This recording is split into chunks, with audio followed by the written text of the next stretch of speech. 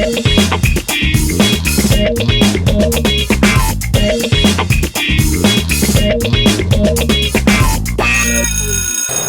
cool teachers, I am here with the head of user experience for Kahoot. Let's go back, let's have a little dream sequence. Remember this episode? I've got a couple. Oh, yeah, we're not nicknaming each other. No, you can't nickname me. Sure will. Are you ready? Where can you view episodes of the Cool Teacher Show? So you have Facebook, Okay. YouTube, coolteachers.org, all of the above. That one is easy. That was very, very easy. Okay, all I see are It just shows Shapes. us the Yes, symbol. yes, you got to You see the have shapes. to see hers Okay. as well. Yes. So it either needs to be Take red, advantage of those who don't know as much. Dominate. or we have to be able to see that screen. Correct. So this would be on the screen in front of the classroom. Oh, Now we've got this nice point of pausing where we can say, oh, Barbara, wow, That's Facebook, great. YouTube, coolteachers.org, and All of the above. all of the above. That's all four. where. Maybe So that's this not is a good thing. for students who maybe language is a barrier too. They just pick Students a color. who can't read good needs to be at least 3 times that size. Let's move on. I'm getting bored. So with we have a this already. leaderboard. Who's in the lead right now? Oh, his Haskellness. Oh, How come okay. you're in the lead? I don't know. Maybe Oh. he answers Knowledge. first. I did answer pretty quickly. So Wow, my hair looked good in that one. I agree. That's what you were thinking too. But we've actually got the head of user experience for Kahoot, which is an amazing company that is bringing a lot of people together around a very, very clever web tool. And correct me if I'm wrong, but the way I describe it when people talk about it, when I'm introducing it to people, is that it's a very easy to access, web-based question and discussion tool. And I'm really critical on the discussion because the question and the answer launches into the discussion. What makes it special, I think, and the cool teachers would think of it this way, is that it takes away the need for specific peripheral clickers. Mm-hmm. It even takes away the need that every person have their own device to enter information in, but it can all be done with smartphones, with tablets, with personal computers, anything that has access to the internet. Any device, yeah. So my question to you is, what has been the response of this really beautiful tool in the education world? Yeah, so I think the response has basically being people really passionate about what Kahoot's mission is. So our mission is to make learning awesome. And then you can see that on our website. You go to our homepage, you can see all the reactions from students and learners. And what we call that is we call that loud learning. So they're all jumping up, they're doing fist pumps, they're having epic win moments about learning, and they're celebrating learning. We definitely don't have enough epic wins around learning. It's environments where it's either being very quiet and you're not being disruptive in the class, and that's seen as traditional learning. Right. So we look at learning as a very playful, very social environment. And through Kahoot, you can play these games and you get students engaged and you connect with their world. So you have emotions and reactions that they put on Twitter, Instagram, they message it to everyone else on Facebook, and they share it. And what you're doing is you're really connecting with their world. They're saying, I've fallen in love with Kahoot. And we do that through lots of different things, through music, through visual design, through language. And it's that game-based pedagogical platform, as we call it. So a lot of people, when we ask them what is Kahoot, our response is we say it's not a review tool, which kind of goes against what people think. Well, but you're asking them questions of things that may have been taught. Right. So what we say is it's not a review tool, but it's the best tool for reviewing. Ah, yeah. So what that really means is we never set out to build a review tool. We set out to build a game-based learning platform. So we call it a game where you can create and play learning games, which basically means you can use it in any way you want to. Yes.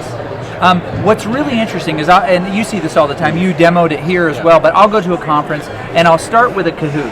And the reason that I know that it's not a review tool is that I'll ask questions, and sometimes those have a definitive answer. Which of these was not a Mario character? I'll ask that one. And what I find is that I may give myself 5 questions, but it takes me 15 minutes to get through them because of the discussion that it creates. Yeah. It triggers, whether they have my right answer or not, a discussion that allows us a deeper access to what they actually know. Yeah. Often we find that you give them 4 answers and you go through and you may select the wrong one, but in the process of you hearing as a teacher why they selected that one, you realize they actually had the right answer all along. Yeah. But the question didn't allow them to bring that out. Yes. That's so interesting. Now, most people know the tool and have probably experienced the tool at a conference or professional development in its base set. Yeah. Here's a question, here's an answer. But you've got some new pieces of that user experience that you're so critical at designing. Tell us about what's new with it. Yeah, so I think it's what we're developing and what is new is based on the power of looking up. So for us, that's why you don't have the question and the answers on your device. I love that. I love that. Exactly. So as you just mentioned, when you don't have the answers on the device, you all look up and you talk about it, you discuss. And So that's a decision that you guys made when designing the interface. Yes. We want them to look up. Yeah, we deliberately want them to look up because if you start looking down and other products, they call it like student pace when they're involved in the device. The problem with that for us is that we call it like our BlackBerry prayer. You know, like you're in a meeting and you get bored, you disconnect and you take out your phone and you might check your messages or your email and you disconnect with the world around you. So the problem with that is you're not social, you're not learning together. And like I said, when you connect with their students' world, they're all interactive, they all connect to each other, they all talk to each other, and that's how they learn. So for us, it's about the power of looking up and having all those experiences on the front of the screen. So, and as I mentioned before, like when we say that Kahoot is not a review tool, but it's a great tool for reviewing, one of the deepest ways that we found to use Kahoot is actually inspired by a teacher. So there's a teacher called Stephanie Castle. She's an IB biology teacher from New York. She came up to us a little while ago, about a year and a half ago, or maybe a bit more, and she came up to our 2 co-founders, Jamie Brooker and Johan Brand, and said, "I've got this amazing thing I want to talk to you about. It's called Blind Kahoot." So Blind Kahoot is not like pre-assessment or a formative assessment or review. It's actually a way to introduce topics. Blind Kahoot, okay. Yes, so you introduce topics or concepts. And you do that by thinking like a game designer. So we call her a game designer. She maybe blushes sometimes, but the way she thinks is about the narrative. So she thinks about like a game. So in a game, you have a tutorial level. The tutorial level tells you how to explore that world, what buttons to press, what happens when you do this. And then after that, you have levels in the game. So you apply that knowledge, and the game gets progressively harder until you get to like a boss level. And at that boss level, you apply all the knowledge that you've had in that game. So that's when you get influenced by game design.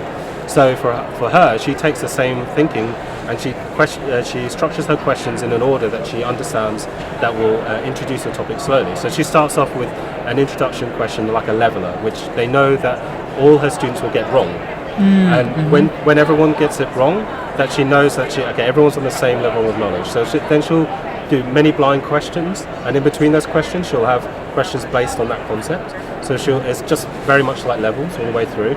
And then towards the end she'll have one question which is based on all the concepts that she's introduced from all those blind questions in that Kahoot. And that really introduces a whole new topic. So she might do, say, cell mitosis. So from the beginning to the end, at the end, all the students know what cell mitosis is. And it's inspiring because she thinks about the narrative. And usually questions, we say, are about 8 to 10 questions in a Kahoot. Creates a perfect learning experience. It doesn't go on too long. But when you introduce a topic like Steph Castle does, it's actually 20 questions long and will last the whole lesson time that you have. Wow. So the reason is because she uses that as discussion moments, exactly as you said. So even if student gets it wrong, she will know that her students get it wrong, and then she'll use that as opportunities for discussion. So she's using Kahoot as a tool to discuss and introduce topics, and that's a really powerful way for us. Awesome, and those links are in the description below, so thanks for hanging out with us. Make sure you like and subscribe. We're glad that you're here with us. Jason, thanks a lot for coming in. Very cool. Thank you. See you guys.